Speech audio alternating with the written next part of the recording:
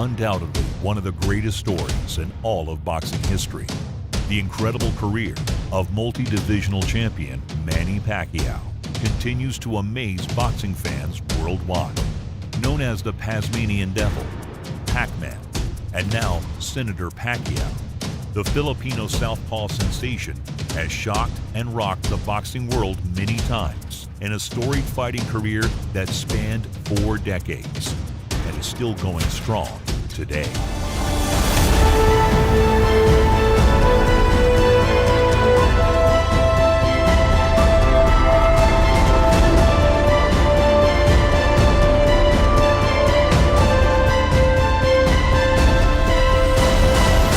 As always, click that like button and subscribe to stay up to the minute on all sweet science.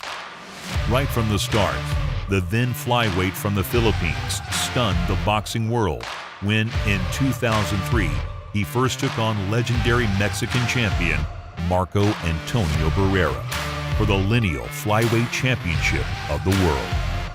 A heavy underdog fighting in front of a very pro-Barrera crowd at San Antonio's hostile Alamo Dome, the contender was expected to succumb to the champ's relentless, punishing style. And in the first round, that expectation seemed to play out as Manny went down on a clear trip, putting the young contender in a hole right from the start. But Manny then showed San Antonio and the boxing world what he was made of, as he went on to trade vicious punches with the champion in an instant classic fight that had the partisan crowd stunned at his boxing brilliance and fighting ferocity. From round 2 on, Pacquiao demonstrated his superior hand speed and all-out two-fisted attack style that clearly had the champion trapped inside Hurricane Manny, as the brash contender blitzed the veteran champ with wicked punches from all angles, dropping him with a lightning strike straight left in the third. Well, how many power punching lefties do you see? What a shot by Pacquiao. I'm impressed with Pacquiao tonight. Barrera tried to gamely fight back, but Pacquiao just walked right through him, landed some more devastating shots. Beating Barrera up and down to both the body and head through 10 non-stop rounds, Manny nailed the champ again in the 11th, crumbling him to the canvas with a brutal body shot. Good shot! And Barrera hits the canvas! That big left hand by Pacquiao! The proud Mexican warrior struggled back to his feet, but was quickly overwhelmed with hard punches in big bunches before his corner desperately threw in the towel. And so a new featherweight champion was crowned, and the legend of Pac-Man was born. Then Pacquiao took on another Mexican boxing legend when he squared off in a trio of classic fights against Eric El Terrible Morales. After splitting the first 2, with Pac-Man stopping Morales in their initial rematch. There he goes. Good call, Manny. That's the first real knockdown of Eric Morales' career. El Terrible was back to avenge his loss and win the rubber match. But Manny was more than ready for the determined Mexican legend. In what would turn out to be the beginning of the end for Morales, Pac-Man brutalized the former champ with vastly superior hand speed, flashy footwork, and devastating punching precision, smashing the valiant Morales to the canvas in the second and then twice in the third. Manny Pacquiao will put butts in the seats. People want to see this. They want to see the most exciting, powerful fighter we have out there today. As the iron-chinned El Terrible sat on the seat of his pants in complete submission, a slight shake of his head clearly indicated he wanted no mas from Manny, and told everyone everything about the power of the Pac-Man's punches. He looked like a young Mike Tyson in there. He could fight Mayweather right now, and I don't know if Mayweather could handle the pressure. Unbelievable the way he looked tonight, Alan. If further evidence of Pacquiao's KO dynamite was needed, fight fans got it in 2009 when he took on former welterweight world champion British boxer Ricky Hatton. Bum-rushing the brawling Brit with 2 knockdowns in the first round, Hatton would not make it through the second. In one of the most devastating KOs ever recorded, Pacquiao zapped the British brawler with a vicious short left hook that knocked the rough, tough Hatton cold.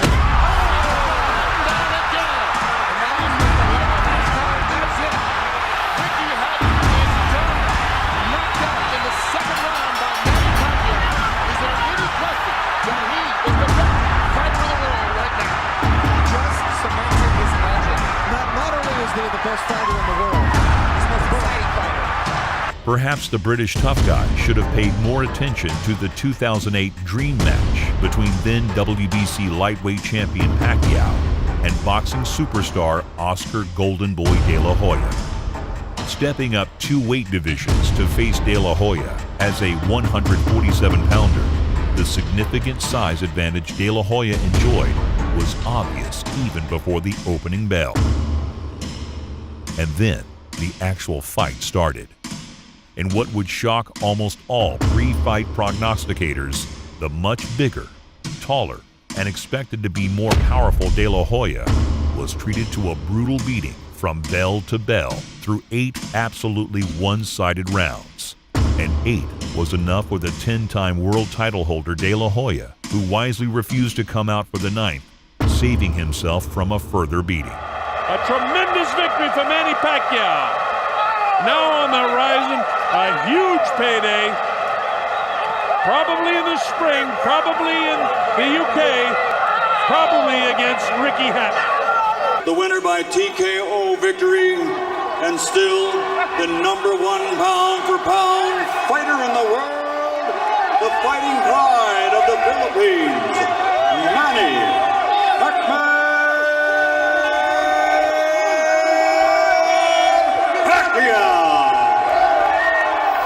Yet, just when the boxing world was again readjusting to the brilliance of Manny's skill set, punching power, and championship-level determination, in 2011, then WBO welterweight champion Pacquiao faced off against another former world champ, All-American badass Sugar Shane Mosley, in a super fight dubbed The Undaunted.